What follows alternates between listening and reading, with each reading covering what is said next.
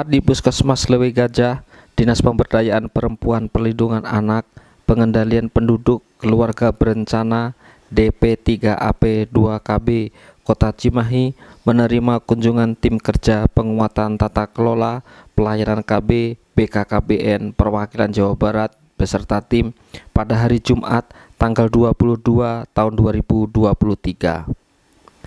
Dalam kesempatan tersebut, Samsul Hadi SPD MAP, Ketua Tim Kerja Penguatan Tata Kelola Pelayanan KB BKKBN perwakilan Jawa Barat didampingi Dr. Harriet Hi MSc, Benita Giovanni SE, dan Novita Haloho SKM. Hari ini kegiatan pelayanan KB dalam rangka Hari Kontrasepsi Sedunia. Jadi kami di Jawa Barat melaksanakan pelayanan secara serentak mulai dari tanggal 18 sampai dengan tanggal 4 Oktober yang akan datang. Nah, tujuan dari pelayanan ini kita berharap dapat meningkatkan cakupan akseptor peserta KB baru di Jawa Barat, khususnya di Kota Cimahi. Seperti itu. Jadi mudah-mudahan dengan ada pelayanan ini masyarakat lebih mudah mengakses karena secara pembiayaan ini dibiayai oleh APBN, dibiayai oleh negara. Jadi masyarakat tinggal datang, hanya mungkin karena sekarang kan layanannya sudah BLUD ya, jadi kalau misalnya ada pembayaran itu lebih ke jasa sebenarnya. Nah, kalau untuk alat kontrasepsinya sendiri atau obat dan segala macam itu langsung ditanggung oleh BKKBN melalui Dinas KB Cimahi. Jadi untuk hari ini sebenarnya kita selain di Puskesmas Lewi Gajah, hari ini juga ada jadwal di Puskesmas Cipageran dan juga di Rumah Sakit Mal. Nah, untuk Rumah Sakit Mal nanti kami juga akan datang ke sana siang hari karena di sana ada pelayanan MOW atau pelayanan tubektomi. Nah, korelasinya setelah kami datang monitoring seperti ini, kami jadi tahu apa yang dibutuhkan masyarakat, kemudian ada keluhan-keluhan seperti apa, termasuk ke pencatatan dan pelaporan.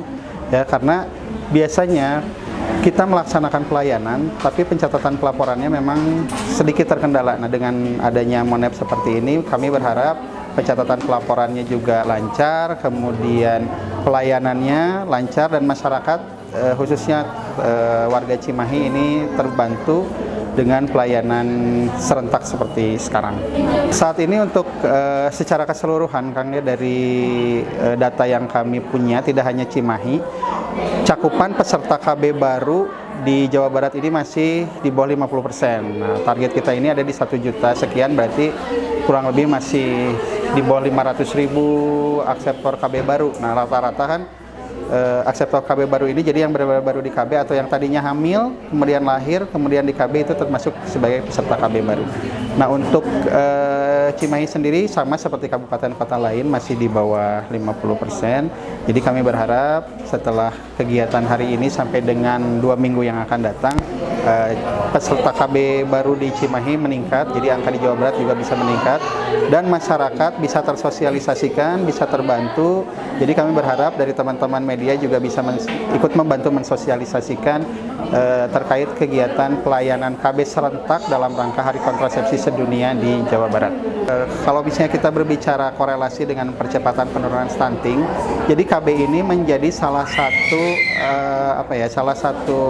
bagian atau salah satu rangkaian untuk pencegahan. Jadi lebih ke pencegahan stuntingnya, preventif kaitannya. Jadi stunting ini kan sebenarnya lebih ke permasalahan gizi kronis dan juga infeksi berulang sehingga anak-anak terlambat lah seperti itu perkembangannya. Bisa terjadi seperti itu karena bisa jadi si ibu dari bayi atau balita tersebut dia tidak fokus ngurus anaknya karena banyak hal ya, termasuk salah satunya karena tidak ber-KB gitu. Kemudian ada anak kandila kalau kata orang Sunda mah. Jadi akhirnya si anak tidak terperhatikan. Nah, dengan ber-KB otomatis dia tidak perlu khawatir. Kalau misalnya pakai IUD ya, selama 5 tahun dia tidak perlu lagi pusing memikirkan saya tiap 3 bulan harus suntik atau saya setiap hari saya harus pil, tidak lagi memikirkan itu, tapi bisa fokus untuk ngurus anak-anaknya. Jadi akhirnya anak-anaknya bisa terurus dengan baik, kebutuhan gizinya terpenuhi, tidak lagi harus pusing-pusing setiap 1 bulan harus ke bidan atau setiap hari harus minum pil, tidak perlu khawatir bahwa saya bakal hamil lagi dalam waktu dekat, tidak seperti itu. Jadi akhirnya angka stunting bisa tercegah karena memang BKKBN ini secara umum kita ada di tataran preventif atau pencegahannya, bukan di tataran kuratifnya. Untuk kader dan juga pos KB dan juga petugas, saya berpesan tetap semangat untuk mensosialisasikan kepada masyarakat bahwa KB ini masih diperlukan ya, masih sangat dibutuhkan di masyarakat, dan untuk sekarang mungkin lebih ke sosialisasikan jadwal pelayanannya setiap hari apa, supaya warga masyarakat tahu, warga masyarakat paham. Di luar momentum gebiar seperti ini, ada pelayanan-pelayanan rutin di Vaskes, di puskesmas atau di klinik-klinik yang melayani secara rutin mingguan seperti itu. Nah, jadi dari teman-teman kader mungkin nanti berkoordinasi dengan bidan atau dengan puskesmas, ketahui dulu jadwalnya, kemudian sosialisasikan kepada masyarakat supaya masyarakat yang membutuhkan KB bisa ber-KB di minggu-minggu yang terdekat dengan mereka gitu.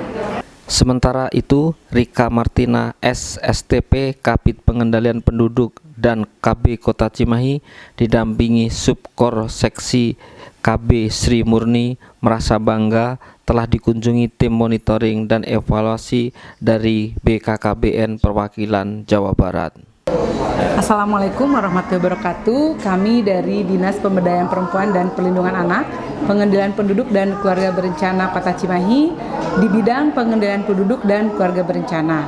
Kami pada hari ini sedang dilaksanakan pelayanan KB dalam acara Hari Kontrasepsi Sedunia, dan alhamdulillah kami menerima kunjungan monitoring dan evaluasi dari BKKBN Perwakilan Provinsi Jawa Barat yang berlokasi di Puskesmas Leuwi Gajah, Kecamatan Cimahi Selatan. Alhamdulillah pada kesempatan ini kami sangat bangga sekali dan juga menghargai telah dikunjungi ataupun menjadi salah satu wilayah yang dilaksanakan monitoring evaluasi dari BKKBN Perwakilan Provinsi Jawa Barat. Tentunya kami menerima dengan baik, dan pada kesempatan ini kami melaporkan juga bahwa untuk target yang telah ditetapkan oleh BKKBN Perwakilan Provinsi Jawa Barat sebagai peserta akseptor KB, baik itu MKJP, IUD, implan, kemudian MOW dan MOP sebagai alat kontrasepsi, itu mudah-mudahan bisa tercapai. Dan alhamdulillah beberapa waktu kebelakang di tahun 2023 ini pemerintah Kota Cimahi mendapatkan beberapa apresiasi sebagai kategori kota yang mencapai target lebih dari 100% dari yang ditentukan oleh BKKBN Perwakilan Provinsi Jawa Barat.